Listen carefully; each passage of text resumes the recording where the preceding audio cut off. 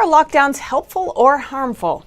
After months of some of the strictest lockdown policies, Chicago's mayor and New York's governor are shifting their message to say we must open up.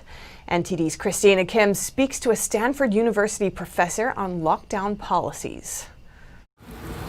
Mixed messaging from the media, government, and public health officials have confused people on whether or not lockdowns are actually helpful. We speak to Dr. Jay Bhattacharya, a professor at Stanford University Medical School, a physician, health economist, and public health policy expert focusing on infectious diseases and vulnerable populations. Calling the lockdowns a failure of imagination in public health policy, Professor Bhattacharya says we must begin to reopen our economy in a safe way. The lockdowns are a failure of imagination in public health policy, and it's led to catastrophic damage both domestically and worldwide. I think we're going to be counting these costs for a long time. Bhattacharya recently co-authored a peer-reviewed study that compared virus cases in countries with strict lockdown policies like Italy, Germany, and England with countries with looser restrictions like South Korea and Sweden. The study showed draconian lockdown measures have no significant benefit. Bhattacharya says it isn't anyone's fault lockdowns aren't fully effective, since working class people and essential workers can't afford to stay home indefinitely. The lockdowns have protected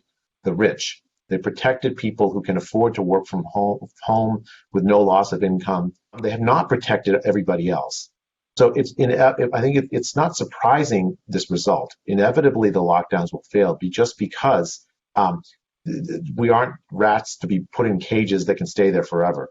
He says the lockdowns have devastated people's trust in public health because they seemed arbitrary and health officials gave contradictory advice. Bhattacharya encourages using public health messaging to tell people to socially distance and put resources toward vulnerable populations. He notes the pandemic has been enormously politicized and that the treatment of vulnerable populations like the elderly and those with pre-existing conditions should be based on science, not politics. The professor said he's witnessed censorship in the scientific community when discussing the pandemic. There's been this sort of spirit of censorship within the scientific community for people who don't agree with the majority view that is absolutely terrible for science. For science to continue, he says people must not demonize those with differing views and should instead return to open scientific discussion. Bhattacharya says, moving forward, public policies must protect the vulnerable, open schools, and start to lift the lockdowns safely.